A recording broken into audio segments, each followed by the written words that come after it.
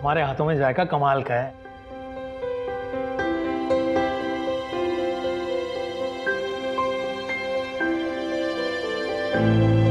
अब हर बार मुझे मना लेते हैं ना जी, पर इस बार मैं बिल्कुल नहीं मानूंगी। अरे भाई, हमसे क्या गलती हो गई? शादी। आपने मुझे कहा था कि आप मुझसे शादी करोगे। तो मैंने मना कब किया? तुम्हारे दोनों बच्चों को भी अपने साथ ले आया, उन्हें अपनी औलाद माना, तुम्हें बेगम का दर्जा दिया, और अब भी तुम्हें लगता है तो चलो कल चलकर रजिस्ट्री करवा लेते हैं। नहीं, मुझे निकाह करना है, सहरा बांध के, काजी के सामने, पूरी बिरादरी के सामने, और वो भी अपने गांव में। ठीक है, चलो कल ही चलते हैं तुम्हारे गांव, तुम्हारी अम्मी अब्बू से बात कर लेते हैं।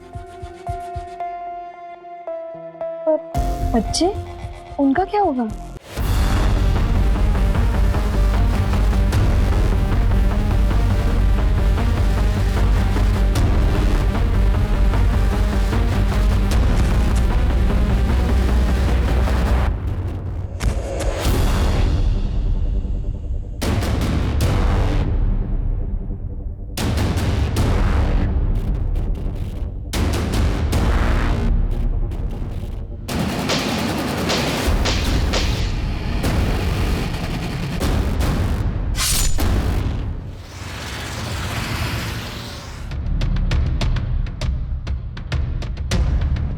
ये देखिए सर, इसे एक नहीं, दो नहीं, बल्कि कम से कम 10 से 12 गोलियां मारी गई हैं सर, और वो भी देसी कट्टे से। 12 गोलियां? देसी कट्टे से इतनी गोलियों को चलाना, कातिल के पास जरूर 2 से 3 कट्टे होंगे। आसपास कोई सीसीटीवी, कोई आई विटनेस? नहीं सर, हमने सब जगह चेक किया सर, आसपास कोई भी सीसीटीवी कैमरा नहीं है सर। एक्चुअली सर, गोलियों की आवाज़ सुनकर इन लोगों ने मुझे कॉल किया, तब हमें इन्फॉर्मेशन मिली। कोई आईडी मिली? हाँ सर, इसका नाम चिंतन धवन है सर, और आईडी पे जो रेजिडेंशियल एड्रेस है सर, वो होशंगाबाद रोड का है सर। होशंगाबाद रोड? वहाँ पर तो ज़्यादातर स्टूडेंट रहते हैं। हाँ सर। फिर तो इसके इंस्टीट्यूट में जहाँ ये रहता है, वहाँ से हमें पूरी इन्फॉर्मेशन मिल सकती है। सर, आपको क्या लगता है, ये कोई हेट क्राइम है या फिर किसी नौसिखी का काम है? देखो, किसी नौसिखे के पास एक कट्टे का होना तो समझ में आता है, लेकिन 2 से 3 कट्टों का होना ये कोई आसान काम नहीं है। मतलब सर? सीधी सी बात है, किसी को भी मारने के लिए 1 या 2 गोली बस होती, लेकिन इस केस में कातिल ने एक के बाद एक लगभग 10 से 12 गोलियां इसको दागी। मतलब वो कुछ मैसेज देना चाहता है, कुछ प्रूफ करना चाहता है, बट किसे और क्यों पता नहीं। बॉडी का पंचनामा करके पोस्टमार्टम के भेज दो, और पूरी इंफॉर्मेशन लेके मुझे सुबह रिपोर्ट करो। ओके।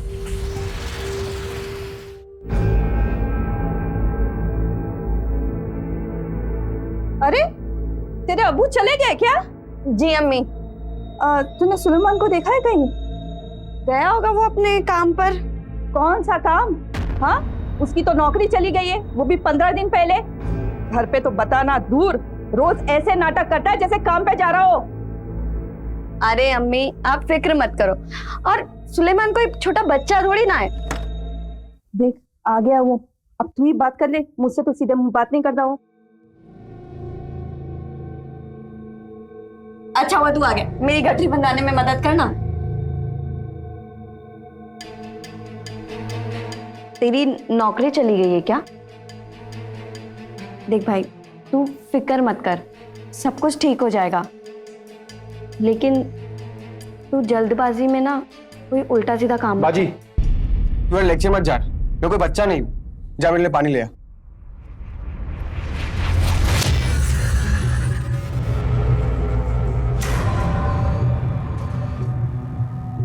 ले। ये ले, कस के बांध दिए। भाई सुन ना, ये गठरी कनाड़िया तक छोड़ देना। हाँ, यही काम रह गया था बस। मैं नहीं जा रहा, तू निकल। बढ़िया, ये कन्या तक पहुंचा दे।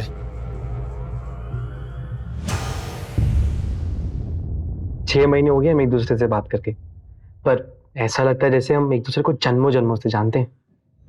हाँ लव, मुझे भी ऐसा ही लगता है। चल झूठी। संजीव, मैं झूठ नहीं बोल रही। अब तो तुम पक्का झूठ बोल रही हो, तभी तो हर बार कोई ना कोई बहाना मार के हमारा मिलना टाल देती हो। इतने उतावले क्यों हो रहे हो? हाँ, अब क्या करोगे मिलने के बाद? अपने दिल की बात कहने वाला हूँ तुमसे, एकदम फिल्मी स्टाइल।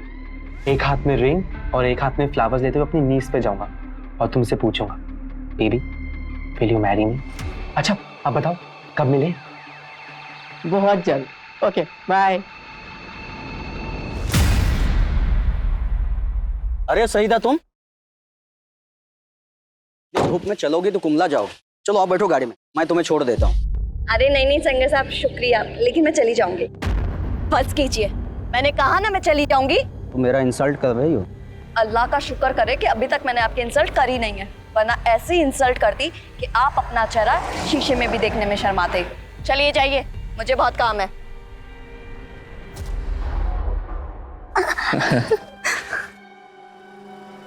तेरी सर की कसम होगी, तेरे बिना है ना एक एक पल काटना भी मुश्किल हो जाएगा, पता है तेरे को? तो गाँव क्यों जा रहा है? यहीं रुक जाना। अरे तो खाऊंगा क्या? वैसे भी यहाँ पे सब काम धंधा बंद पड़ गया है। गाँव जाऊंगा, खेती करूंगा। अरे अपन राजा है वहाँ के, पता है तुझे?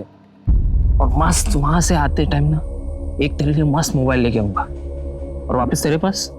तो तुम मुझसे क्या चाहिए तुझे? ज्यादा कुछ नहीं, बस तेरे से दूर रहने का जो दर्द होगा ना उसकी दवा। मतलब एक छोटा सा वीडियो बनाना है रे, जब भी तेरी याद आएगी ना वीडियो देख लूंगा। वीडियो मतलब चंदू हाँ भाई, अपन रेडी है भाई।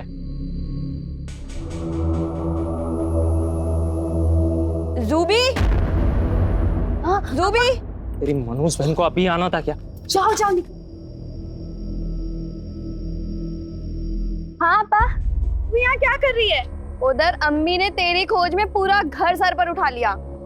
तू और अम्मी ना दोनों एक जैसे हैं, छोटी छोटी बातों पर फालतू के नाटक करते हैं। अरे पानी भरने आई थी, तेरे बेटे की दावत है ना उसके लिए। कोई था क्या यहाँ पर? कोई दिख रहा है क्या? आई बड़ी जासूस सईदा। चलो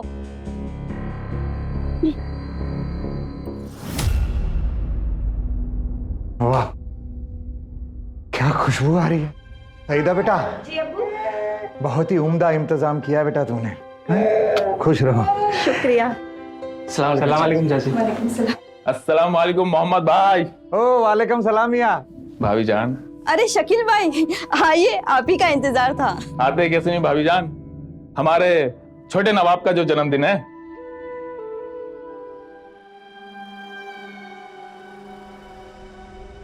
तू यहाँ क्या कर रहा है? चल बाहर आ।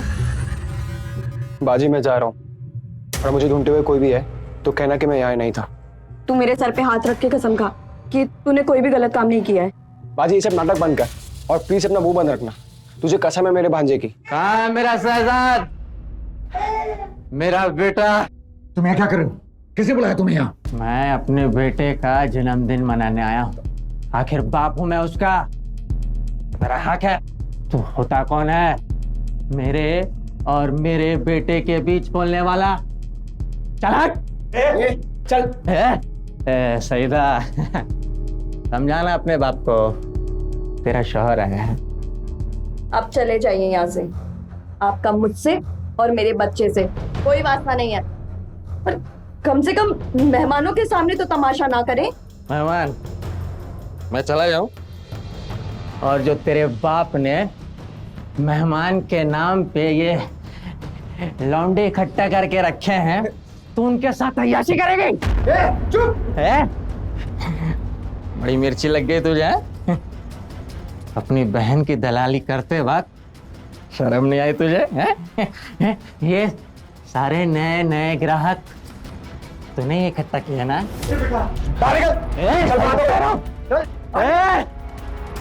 देख लूंगा, तुम सबको देख लूंगा। ऐसी मौत मारूंगा कि देखने वालों की रूह कांप उठेगी। हमें मारेगा तू? चल मारेगा।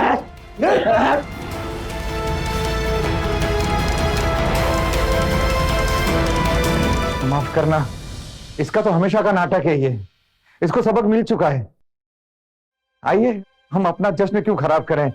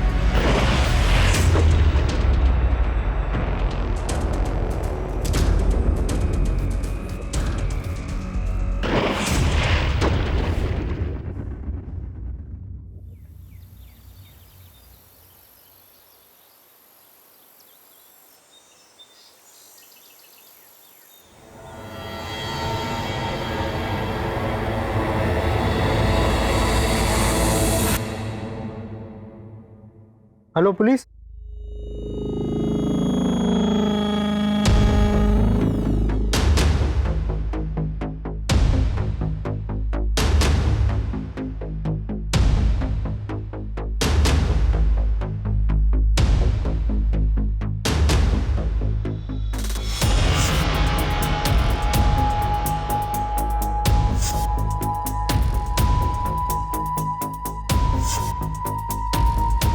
इन लोगों को पहचानते हो? हाँ सर, ये मोहम्मद भाई है, ये उनकी बीवी सलमा है, ये उनकी छोटी बेटी जूबी है, और उनका बेटा सुलेमान है। कहाँ रहते थे ये लोग? सर ये प्रवासी मजदूर थे, ये पास की बस्ती में रहते थे। लॉकडाउन की वजह से इस फैक्ट्री में रहने लगे थे आके, अपनी बस्ती छोड़ के। एक काम करो, जरा पता करो सर।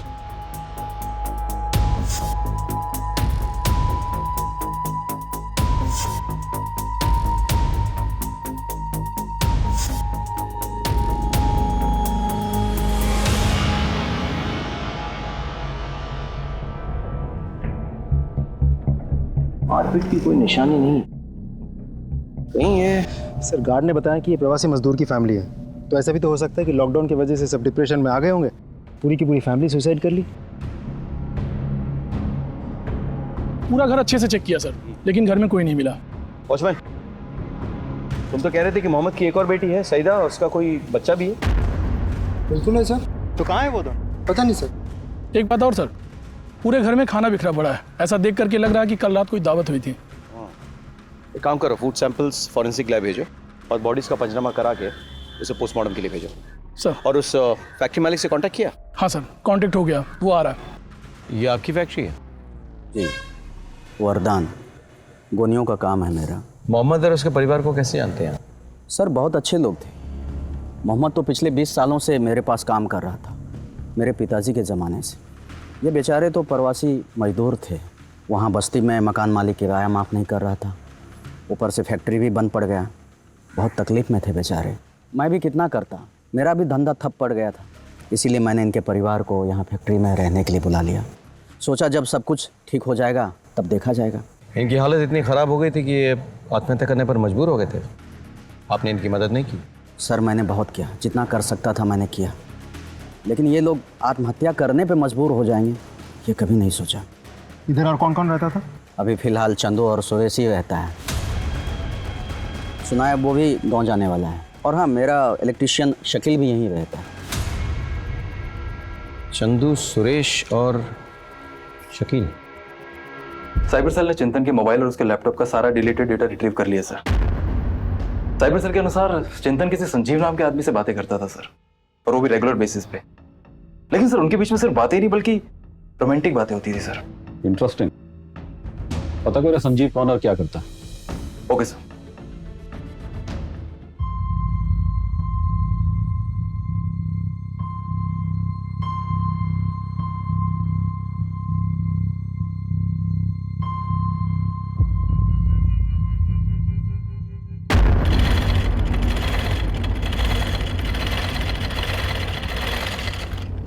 अब्बू,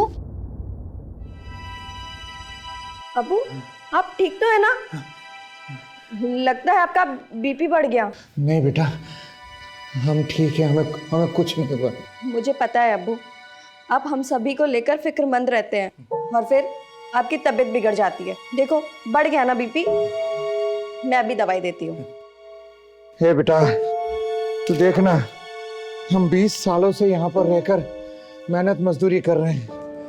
अब ये लॉकडाउन लग गया तो सारे प्रवासी मजदूर अपने वतन लौट रहे हैं। हम तो अपने गांव जा भी नहीं सकते, वहां जाकर करेंगे भी क्या बेटा?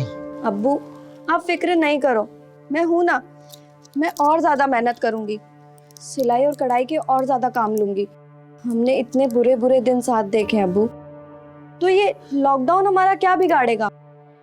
देखना हम इसे भी पार कर जाएंगे। लोग कहते हैं कि तलाकशुदा बेटी माँ बाप पर बोझ होती है, लानत है उन पर। कि बेटा तू तो मेरा सहारा है रे। सर मोहम्मद और उसकी फैमिली की पोस्टमार्टम रिपोर्ट और घर पे पाए हुए खाने की फॉरेंसिक रिपोर्ट आ गई है।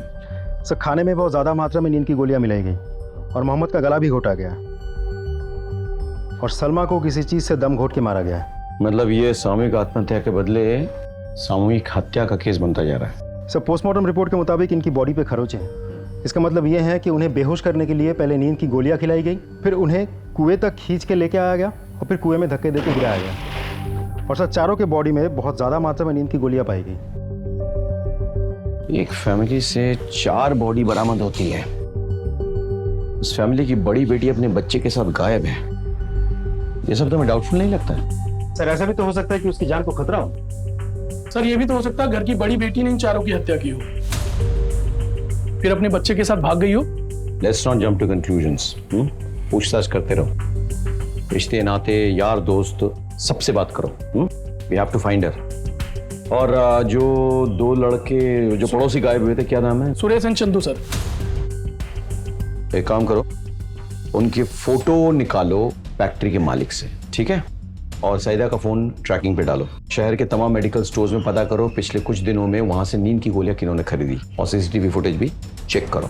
हमें ये पता लगाना है कि ये मर्डर्स जो है वो किसकी वजह से हुई है, कौन है ये कारण। मतलब मोहम्मद, सलमा, सुलेमान या फिर जुबी। ए बेटा, मेरी बात तो सुन। अरे क्या है? ले बेटा सुन, आवारागर्दी छोड़ और मेरे साथ फैक्ट्री में चल, हाथ बटा मेरा। 4 पैसा घर में आएगा और ये उठपटांग लोगों से दूर रहेगा। मैं आपकी तरह जिंदगी भर मजदूरी करके फटियाल में नहीं रहूंगा। कोई ऐसा काम धंधा करूंगा जिससे माल भी आवे और अपना ताऊ भी जमे रहे। आप बस खाली गोंगियां उठा दे रहो, मैं गोंगियां भर भर के पैसे कमाऊंगा, समझे? कल्लू बेटा बात सुन ना। भाई, अब्बू ने जीना हराम कर रखा है, अब सच बताओ तो पैसे कमाने ही पड़ेंगे।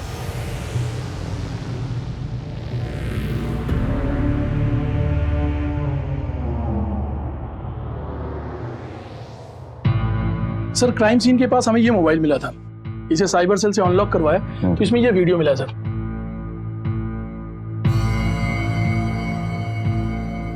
ये तो जुबी है।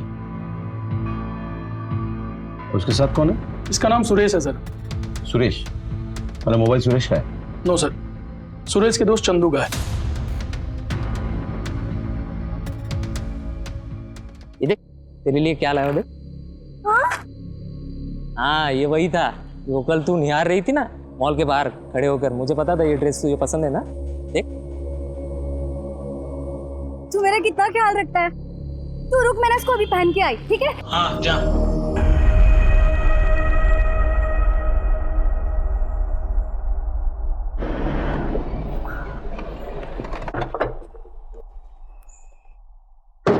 सर, हाँ, जुबी के मोहल्ले में जाके पूछताछ की। पता चला जुबी एक एडवेंचर सीकर थी। अच्छा। मोहल्ले में सभी के साथ कम ज्यादा फ्लर्ट करती थी वो। रियली? ये सर, जब कोई उसके साथ फ्लर्ट करता था, उसे छेड़ता था, उसके साथ बातचीत करता था, ये सब वो बहुत एंजॉय करती थी, उसको अच्छा लगता था सर। यहाँ तक कि आसपास के जवान लड़के भी सिर्फ रूबी के लिए उसके गली के चक्कर लगाया करते थे। पूछताछ करो, पता करो कि जुबी आखिरी बार किसके साथ थी, और ये भी पता करो कि मोहम्मद का कोई अपना कोई रिश्तेदार इस शहर में है या नहीं। अगर है तो हम उनसे मिलना चाहेंगे, क्योंकि इस केस की परतें जितनी खुलती जा रही है, केस उतना ही उलझता जा रहा है। सर,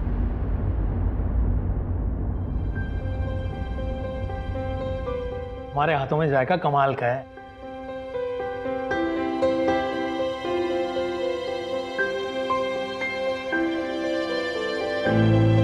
अब हर बार मुझे मना लेते हैं ना जी, पर इस बार मैं बिल्कुल नहीं मानूंगी। अरे भाई, हमसे क्या गलती हो गई? शादी। आपने मुझे कहा था कि आप मुझसे शादी करोगे। तो मैंने मना कब किया? तुम्हारे दोनों बच्चों को भी अपने साथ ले आया, उन्हें अपनी औलाद माना, तुम्हें बेगम का दर्जा दिया, और अब भी तुम्हें लगता है कि चलो कल चलकर रजिस्ट्री करवा लेते हैं? नहीं, मुझे निकाह करना है, सहरा बांध के, काजी के सामने, पूरी बिरादरी के सामने, और वो भी अपने गांव में। ठीक है, चलो कल ही चलते तुम्हारे गांव, तुम्हारे अम्मी अब्बू से बात कर लेते हैं। बच्चे, उनका क्या होगा? अम्मी, हमारा क्या होना है, मैं संभाल लूंगी सब। इतनी अच्छी खबर है, आप दोनों बेफिक्र होकर जाइए। पर रफीक का क्या? वो बेचारा तो। अम्मी, रफीक भाई भोले हैं, वो मेरी सारी बातें तो मानते हैं, मैं उनको संभाल लूंगी। आप दोनों बात कर आइए, फिर हम सब साथ चलेंगे आप दोनों का निकाह करवाने।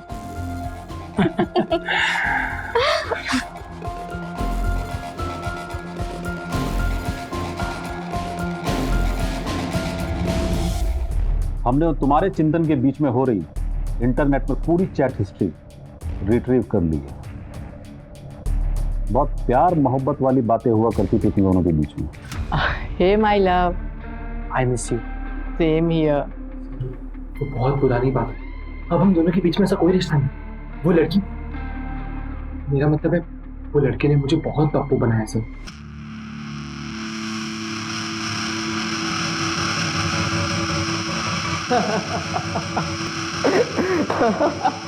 तो बदला लेने के लिए तूने उसका मर्डर करवा दिया?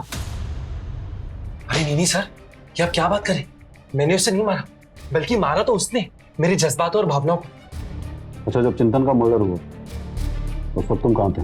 सर मैं तो फरीदाबाद में था, मेरे चचेरे भाई की शादी थी। मेरे पास फोटोज भी, मैं आपको दिखाता हूँ।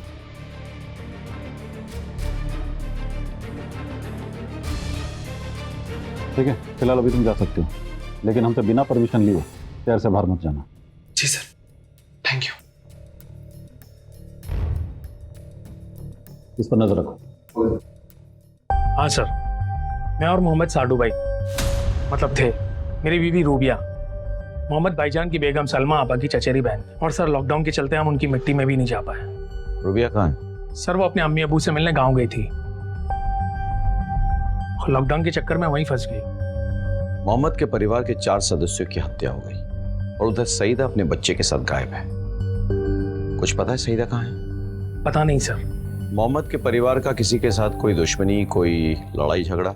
हाँ सर, खुर्शीद सैयदा का शौहर, उसने सबकी नाक में दम कर रखा है। आए दिन उसके उनके साथ झगड़े होते रहते हैं। खुर्शीद का पता है?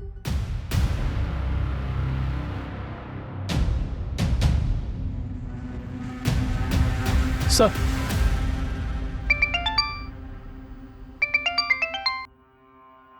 हेलो, क्या?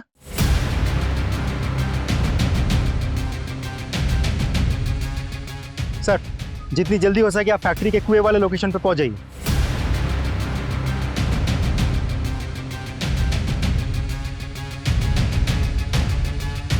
सर, 2 और लाशें मिली है, आइए।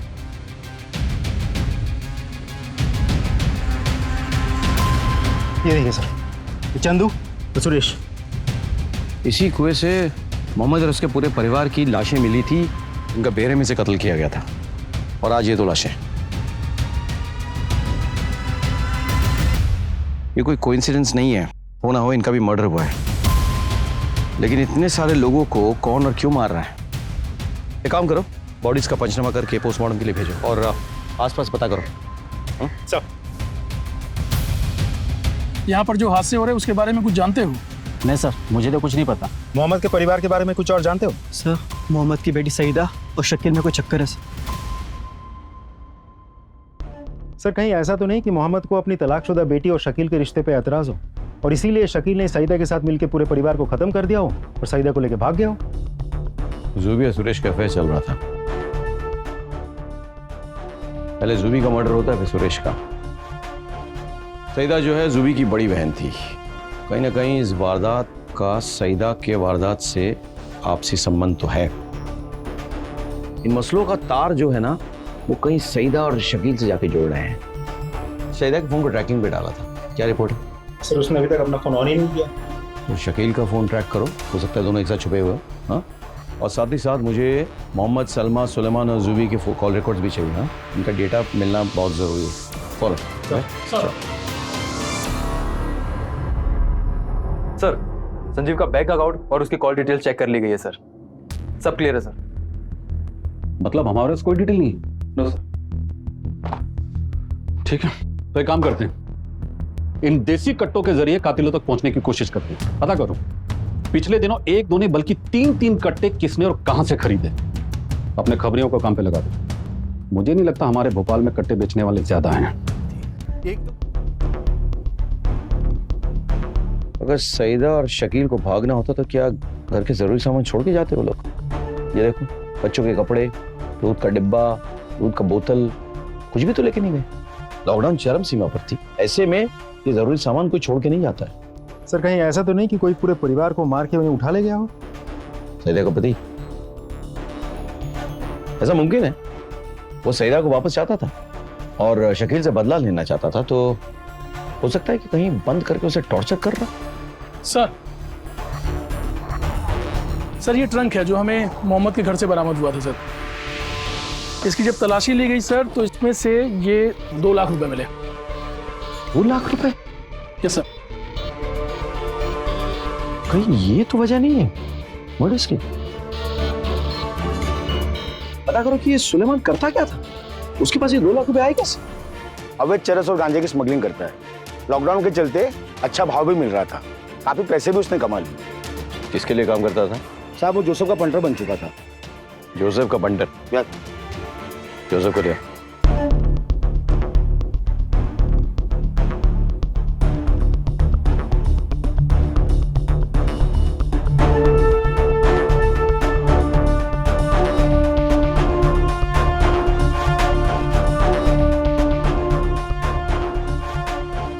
सर जोसेफ तो भाग गया।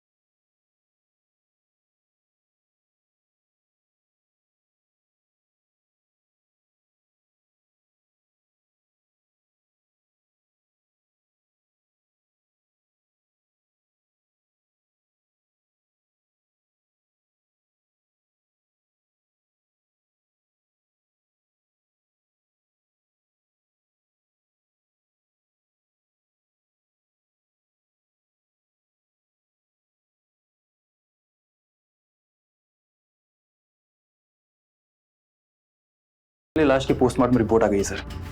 उसकी हत्या गला काट कर की गई है सर, और ऐसा लगता है कि सर उसके गले के जो बर्थ मार्क है उनको मिटाने की कोशिश की गई है सर। ये देखिए sir. Body Indore Bhopal highway पे मिली है। एक काम करो, इसकी फोटो इंदौर के रास्ते में पड़ने वाले सभी पुलिस स्टेशन में भेजो और पता करो क्या कोई इसकी शिनाख्त कर सकता है। Okay sir. सर भोपाल के एक पुलिस स्टेशन से सर ये फोटो आई है। इंदौर भोपाल हाईवे पर एक सड़ी हुई लाश मिली। हेलो, गुड, आखिरकार जोसेफ मिल ही गया। ले आओ उसे। बताता हूँ साहब, बताता हूँ साहब। सुलेमान अपने फंडर था। शुरू में उसने अपन का भरोसा जीता, अच्छा काम कर रहा था साहब। बाद में उसने बड़ा हाथ मारा, बड़ा माल उठाया और उसको बेच के सारा माल लेके फरार हो गया साहब। अपन उसको ढूंढते हुए उसके फैक्ट्री वाले घर में पहुंचा, वहां भी कोई नहीं मिला साहब। बाद में पता चला कि वहां के कुएं में सबकी लाशें मिली साहब। अपन घबरा गया और अपन भाग गया साहब वहां से। अच्छा, तो तूने ही सुलेमान को मार डाला? हाँ, और उसके परिवार वाले उसके खिलाफ कंप्लेंट ना लिखवाए तो तूने उनको भी मार डाला? नहीं साहब, अपन को सुलेमान को मारना ही होता ना साहब, तो उसके हाथ पैर तोड़ता, ना कि उसको नींद की गोली देके मारता साहब। सप्लाई कौन करता था? ऐसा मैंने कुछ नहीं किया सर। बताता हूँ सर, मत मारो सर प्लीज सर, बताता हूँ सर। पहले मैं अपना माल फार्म हाउस में छुपाता था, फिर लॉकडाउन में फैक्ट्री बंद हो गया तो मैं वहाँ छुपाने लगा सर। मोहम्मद और उसका परिवार जब तेरे फैक्ट्री के कंपाउंड में रहने आया तो उन्हें तेरे धंधे के बारे में पता चल गया, इसलिए तूने उनको मार डाला? नहीं सर, सच बोल। नहीं सर, मैंने नहीं मारा सर, बल्कि मैं तो अपने चरस गांजे के धंधे में खुश था सर। मैंने किसी की हत्या नहीं की। महेंद्र, सर सर सर मैं अजय सिंगर की वाइफ हूँ। आपने उन्हें क्यों अरेस्ट किया है सर? इनकी इन्वेस्टिगेशन चल रही है। सर आप शरीफ लोगों को परेशान कर रहे हैं। मैडम, लगता है आप अपने हस्बैंड को जानती ही नहीं। इसका धंधा करता है आपका हस्बैंड, खुद अपने मुंह से कबूला है। नहीं सर, आपको गलत फहमी हुई होगी। वो ऐसा नहीं कर सकते सर। प्लीज उन्हें छोड़ दीजिए सर, प्लीज।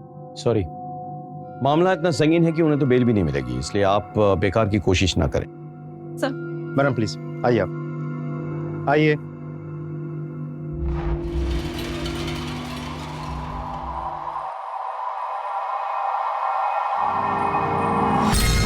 ये सईदा के गहने इसके पास?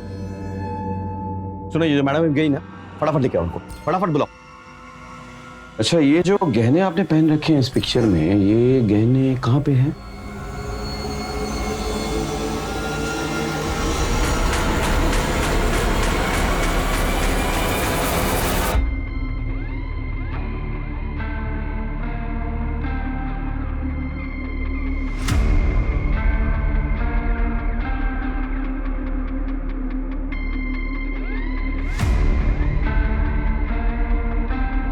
ये क्या कर रहे हो? अपनी फीस ले रहा हूँ। मेरे मना करने के बाद भी शकील जबरदस्ती लेके चला गया था। ये किस्सा किस दिन हुआ? 3 दिन पहले। 3 दिन पहले। उसके ऐन एक दिन बाद हत्याकांड होता है। मतलब शकील ने सईदा को ये गहने दिए, सईदा ने अब गहने पहने, और उसके बाद उन सबको मार डाला गया। क्यों?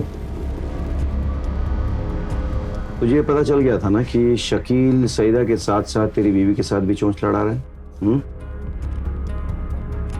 यही नहीं, उसने तेरी बीवी के गहने भी चुरा लिए थे। इसी गुस्से में तूने शकील को और बाकी लोगों को मार डाला। ये सब मैं पहली बार सुन रहा हूँ, और मैंने किसी का खून नहीं किया है।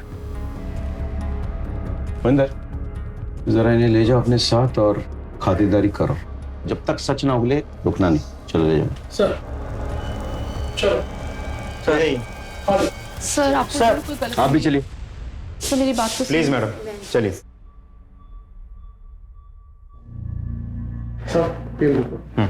जाओ। सर, सईदा, शकील और उसके बच्चे का भी पोस्टमार्टम रिपोर्ट आ गई है। सईदा और शकील दोनों को बहुत ज्यादा मात्रा में नींद की गोलियां दी गई थी। देखो, सईदा और शकील की बॉडी जहां मिली है वो फैक्ट्री से ज्यादा दूर नहीं थी। जी सर, और सिर्फ बच्चे की बॉडी में नींद की गोली का कोई ट्रेस नहीं मिला। बच्चे को गला घोट के मारा गया और उसके हाथ में शर्ट का एक बटन फंसा हुआ था। बच्चा नींद में नहीं था। गला दबाते वक्त बच्चे ने अपने हाथ में जो भी आया उसे पकड़ लिया, उसके हाथ में एक बटन आ गया। अब हमें पता यह लगाना है कि यह बटन किस शर्ट का है। समझ रहे हो? पिछले 6 महीने में इस तरह का शर्ट किसने खरीदा है? हो सकता है सस्पेक्ट ने यह शर्ट फेंक दिया हो।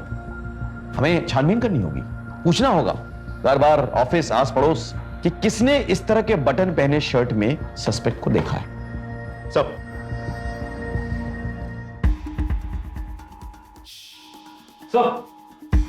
कट्टे बेचने वाला मिल गया था। पिछले कुछ दिनों में तुमसे किसी ने 3 कट्टे खरीदे? हाँ साहब, पर नाम याद नहीं। वापस। शक्ल तो याद होगी ना? हाँ साहब। स्केच बनवाने में हमारी मदद करोगे? जी साहब। सर हमने बहुत कोशिश की, लेकिन उस शर्ट के बटन के बारे में कुछ पता नहीं चला। इन्वेस्टिगेशन जारी रखो, हमें पता तो करना पड़ेगा। अरे पूरा का पूरा परिवार उनके पड़ोसियों को मार डाला। सारे पैंतरे हमने अपना लिए, लेकिन अभी तक पता नहीं चला कि कातिल कौन है। क्या वजह हो सकती है? कौन किसके लिए? ये मोहम्मद है, सुलेमान, जूबी, सुरेश, चंदू, या फिर सादिया और शकील? जो कोई भी हो, वो इन लोगों को इतनी अच्छी तरह से जानता था कि इनके खाने में नींद की गोलियां वो मिला सकता था। सर हमने सबका बैकग्राउंड बहुत डिटेल में चेक किया, लेकिन ऐसा कोई भी क्लू नहीं मिला जो हमें कातिल तक पहुंचा सके। कहीं इसकी वजह सलमा तो नहीं है? तुम एक काम करो, जहां ये लोग पहले रहते थे ना, वहां पता करो। कोई ना कोई तो वहां पे होगा जो सलमा के बारे में जानता होगा। हाँ, कम ऑन, लेट्स गो।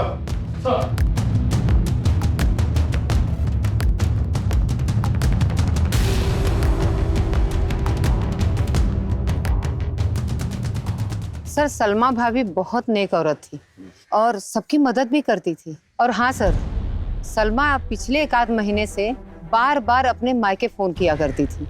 और घंटों बातें किया करती थी।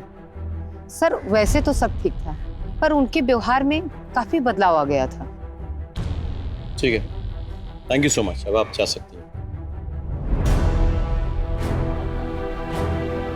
कुलदीप, सलमा अपने मायके बार बार फोन कर रही थी और चिड़चिड़ी भी हो गई थी।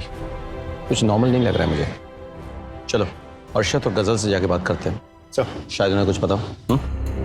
नहीं सर, हमें इस बारे में कुछ नहीं पता। शायद रूबिया को पता हो। क्या मैं रूबिया से बात कर सकता हूँ? जी सर। अरे गजल, हाँ अबू। जरा मेरा फोन लाना तो, तुम्हारी मम्मी से बात करनी।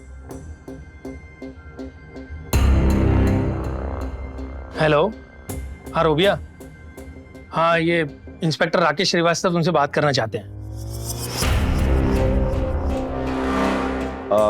रूबिया जी, शुक्रिया मुझसे बात करने के लिए। अच्छा, मेरा एक सीधा सा सवाल था, वो ये कि सुनने में आया कि सलमा आपा जो है वो आखिर के दिनों में थोड़ी चिड़चिड़ी हो गई थी। अपने मायके अक्सर फोन किया करती थी, परेशान रहती थी मतलब। तो आपको कुछ खबर है इसके बारे में? मतलब क्या हुआ था उनके साथ? जी इंस्पेक्टर साहब, सलमा आपा को लोगों से मिलने जुलने का बहुत शौक था, पर लॉकडाउन की वजह से घर छोड़ के फैक्ट्री कंपाउंड में जाकर रहना पड़ा। ना ज्यादा किसी से मिलना जुलना, ना बातचीत, तो उनका दम घुटने लगा था। सारे मजदूर अपने अपने मुल्क जा रहे थे। सलमा आपा भी अपने मायके जाना चाहती थी, पर उनके शौहर मना कर रहे थे। इसकी वजह से वो थोड़ी चिड़चिड़ी सी हो गई थी। थैंक यू, शुक्रिया। ये रूबिया जी की तस्वीर है क्या? जी। अच्छा, ये लीजिए। शुक्रिया, बहुत बहुत शुक्रिया। सर उस तरह के बटन वाले शर्ट्स जितने लोगों ने खरीदी थी उनकी लिस्ट आ गई है। ये रही सर लिस्ट। अच्छा, भोपाल पुलिस की तरफ से एक फोटो भेजी गई थी हाईवे पे मिली लाश की। हाँ, वो फोटो ले आओ सर। और रूबिया के फोन का लोकेशन ट्रेस करो। Right sir. सर, 3 कट्टे खरीदने वाले का स्केच बन गया सर। ये स्केच प्रदेश के सभी पुलिस स्टेशन हेडक्वार्टर में भेजो और साथ ही साथ राज्यों के हेडक्वार्टर में भी भेजना। ओके सर, रूबिया की फोन की लोकेशन आ गई। फिलहाल वो घर पे ही है। अच्छा, लेकिन 23 तारीख को उसका फोन इंदौर से भोपाल की तरफ गया, फिर घर वापस आ गया।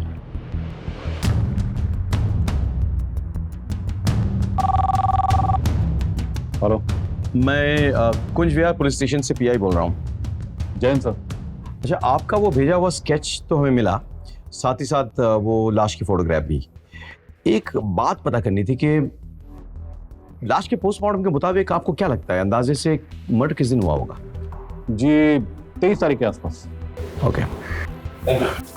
सर, मेडिकल स्टोर से सर इतनी ज्यादा क्वांटिटी में किसी ने नींद की गोलियां नहीं खरीदी थी। जिसने ये दवाइयां खरीदी, ये रही सर उसकी फोटो।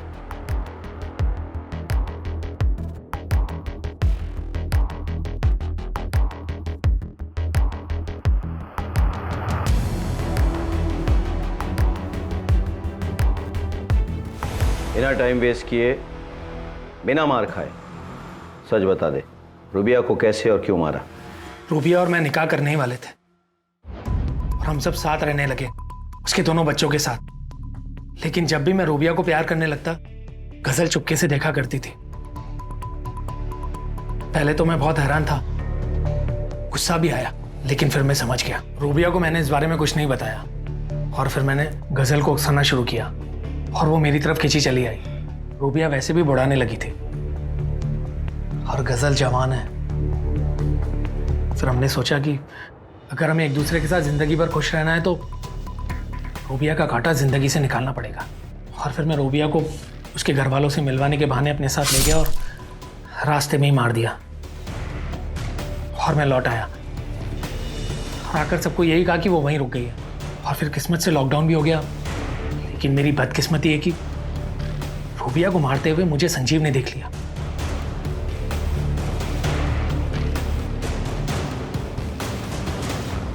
और वो मुझे ब्लैकमेल करने लगा। फिर उससे पीछे छुड़वाने के लिए उसके उसके कहने पर मुझे चिंतन को मारना पड़ा। उसे कैसे मारा? उसके लिए मैंने 3 देसी कट्टे खरीदे कि जिससे कोई प्रॉब्लम ना हो। फिर मैंने सारी गोलियां चिंतन के सीने में उतार दी। और बाकियों को कैसे मारा? सर उन सबको मैंने नहीं मारा सर। बताओ कैसे मारा? सर सच बोल रहा हूँ। रजल मैडम, आप बताने का कष्ट करेंगी कि आपने 4-5 मेडिकल स्टोर से भाई का प्रिस्क्रिप्शन दिखाकर नींद की गोलियां क्यों ली? वो सलमा खाला और मोहम्मद खालू बार बार अम्मी के बारे में पूछ रहे थे। वो लोग पीछे ही पड़ गए। रूबिया कहाँ है, रूबिया कहाँ है? नहीं तो हम पुलिस के पास चले जाएंगे। उनसे पीछा छुड़ाने के लिए उन दोनों को मारना पड़ा। और फिर सईदा के बच्चे के बर्थडे के बहाने मैं उसके घर गया और मैंने सभी के खाने में नींद की गोलियां मिला दी। मारना तो मैं मोहम्मद और सलमा को चाहता था, लेकिन सब लोग वहीं पे थे तो उनको पता चल ही जाता, इसलिए मुझे सबको मारना पड़ा। मैं पूरी कोशिश करूंगा तुम दोनों को सख्त से सख्त सजा मिले।